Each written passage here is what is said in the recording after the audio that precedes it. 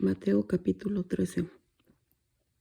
Más tarde, ese mismo día, Jesús salió de la casa y se sentó junto al lago. Pronto se reunió una gran multitud alrededor de él, así que entró en una barca. Se sentó allí y enseñó mientras la gente estaba de pie en la orilla. Contó muchas historias en forma de parábola, como la siguiente. Escuchen, un agricultor salió a sembrar. A medida de que esparcía las semillas por el campo, algunas cayeron sobre el camino y los pájaros vinieron y se las comieron. Otras cayeron en tierra poco profunda, con roca debajo de ella. Las semillas germinaron con rapidez porque la tierra era poco profunda, pero pronto las plantas se marchitaron bajo el calor del sol, y como no tenían raíces profundas, murieron. Otras semillas cayeron entre espinos, las cuales crecieron y ahogaron los brotes, pero otras semillas cayeron en tierra fértil y produjeron una cosecha que fue 30, 70 y hasta 100 veces más numerosa de lo que se había sembrado. El que tenga oídos para oír, que escuche y entienda. Sus discípulos vinieron y le preguntaron: ¿por qué usas parábolas cuando hablas con la gente?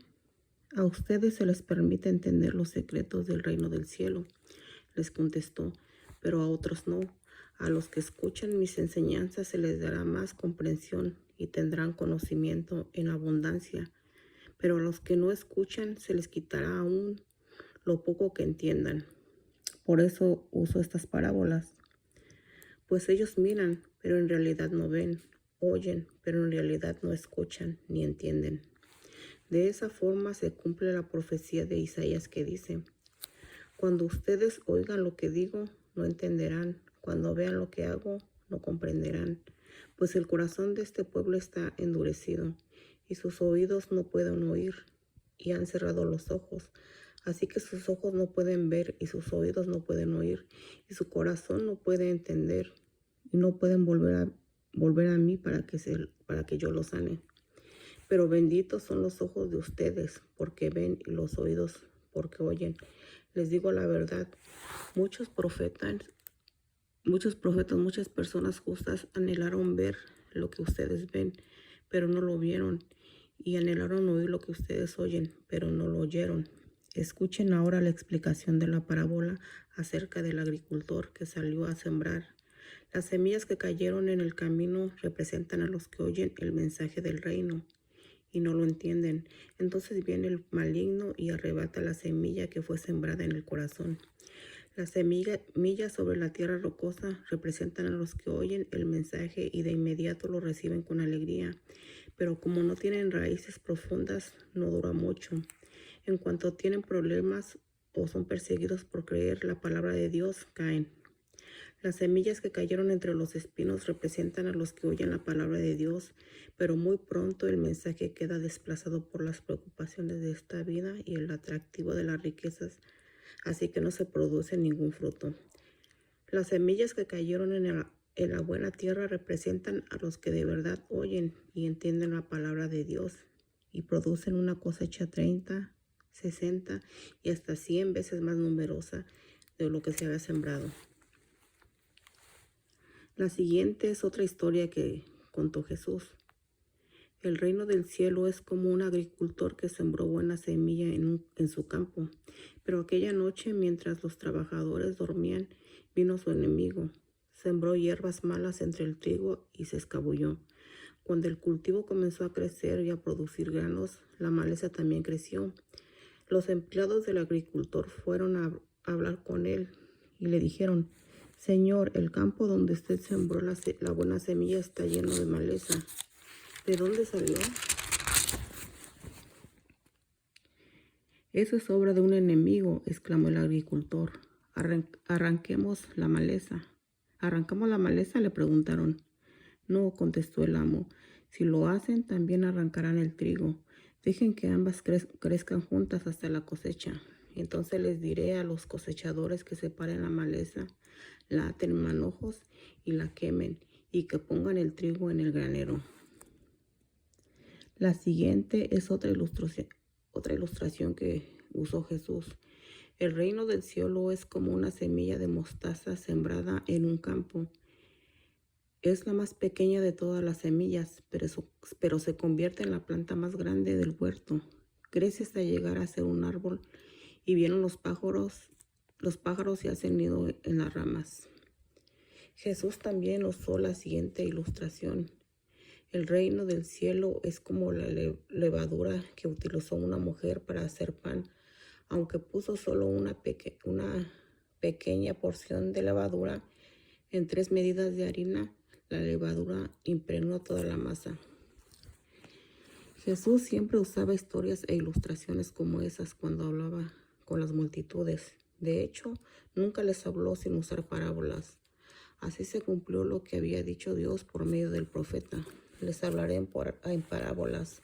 Les explicaré cosas escondidas desde la creación del mundo. Luego Jesús dejó a las multitudes afuera y entró en la casa. Sus discípulos le dijeron: por favor, explícanos la historia de la maleza en el campo. Jesús respondió: el Hijo del Hombre es el agricultor que siembra la buena semilla. El campo es el mundo y la buena semilla representa a la gente del reino. La maleza representa a las personas que pertenecen al maligno. El enemigo que sembró la maleza entre el trigo es el diablo. La cosecha es el fin del mundo y los cosechadores son los ángeles. Tal como se separa la maleza y se quema en el fuego, así será el fin del mundo.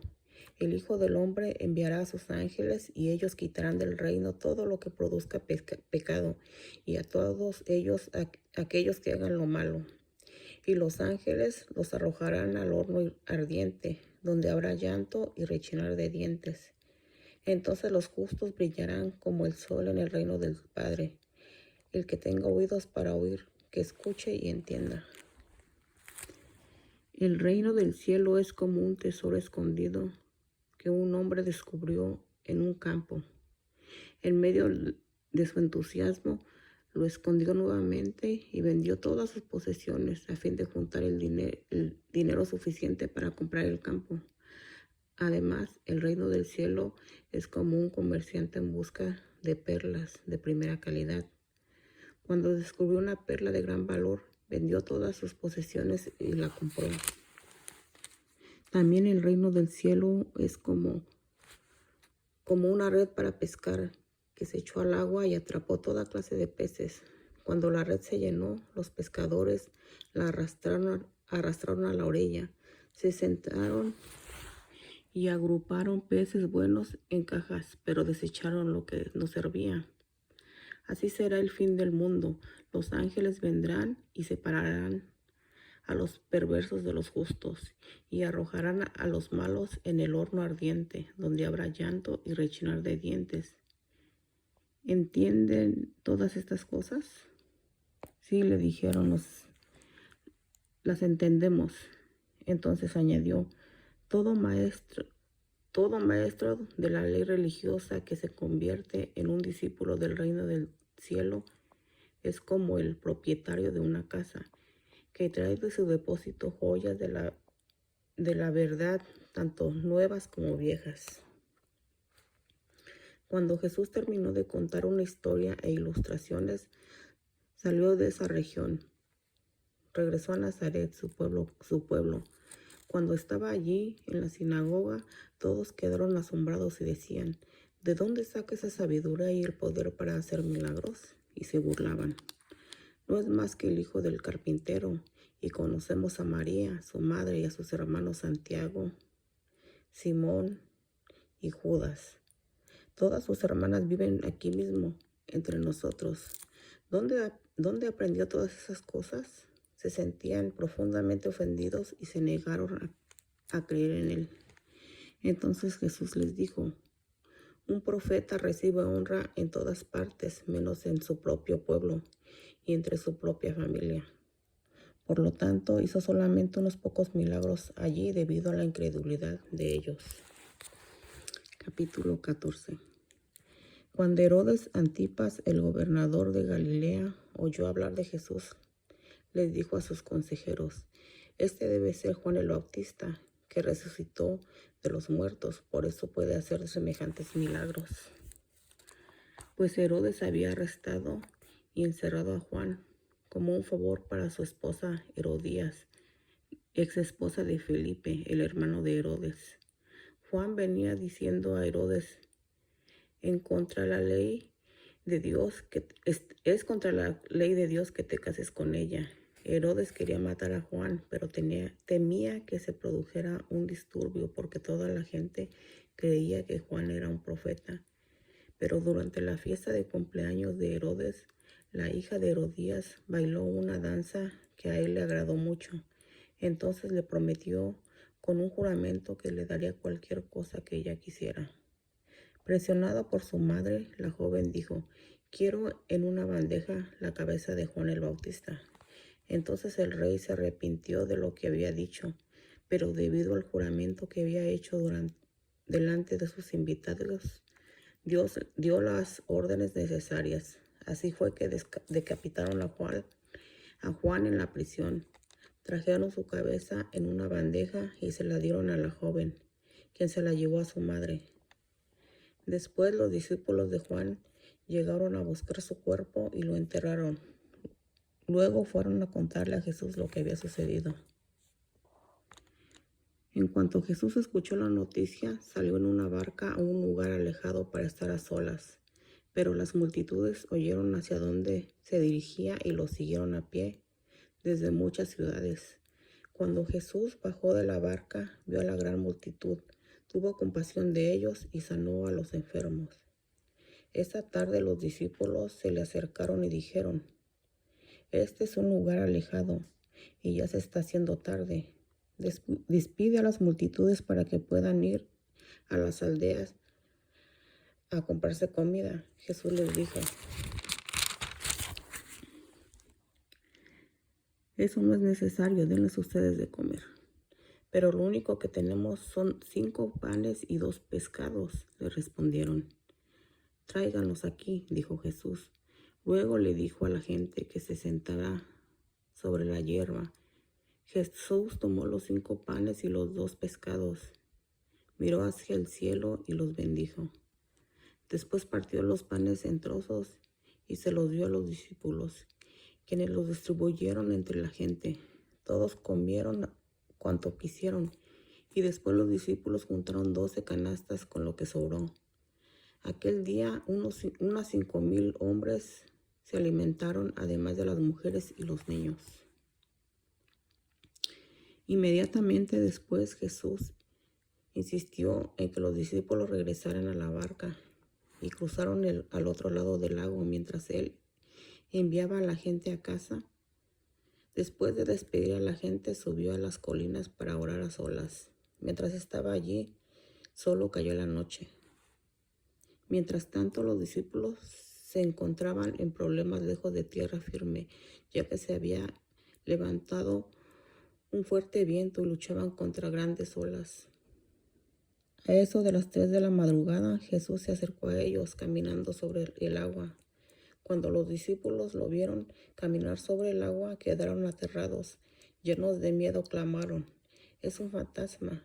Pero Jesús les habló de inmediato. «No tengan miedo», dijo, «tengan ánimo. Yo estoy aquí». Entonces Pedro lo llamó. «Señor, si realmente eres tú, ordéname que vaya hacia ti caminando sobre el agua». «Sí, ven», Jesús dijo. Entonces Pedro se bajó por el costado de la barca y caminó sobre el agua hacia Jesús. Pero cuando vio el fuerte viento y las olas, se aterrorizó y comenzó a hundirse. «Sálvame, Señor», gritó. De inmediato Jesús extendió la mano y lo agarró. «Tienes poca fe», le dijo Jesús. «¿Por qué dudaste de mí?». Cuando subieron de nuevo a la barca, el viento se detuvo. Entonces los discípulos lo adoraron. «De verdad eres el Hijo de Dios», exclamaron. Después de cruzar el lago, arribaron a Genezaret. Cuando la gente reconoció a Jesús, La noticia de su llegada corrió rápidamente por toda la región y pronto la gente llevó a todos los enfermos para que fueran sanados. Le suplicaban que permitiera a los enfermos tocar al menos el fleco de su túnica, y todos los que